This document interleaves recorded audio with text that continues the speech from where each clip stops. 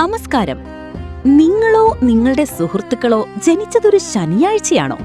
എങ്കിൽ നിങ്ങളുടെ സ്വഭാവത്തെക്കുറിച്ച് ജ്യോതിഷം പറയുന്നത് എന്താണെന്നറിയാമോ? സ്കിപ്പ് ചെയ്യാതെ കേട്ടു നോക്കൂ.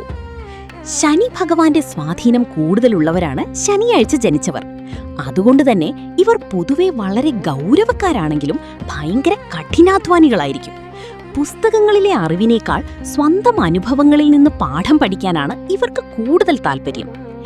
കരിയർ നോക്കുകയാണെങ്കിൽ സമയബന്ധിതമായി ആരുടെയും കീഴിൽ ജോലി ചെയ്യാൻ ഇവർക്ക് വലിയ താല്പര്യമുണ്ടാകില്ല.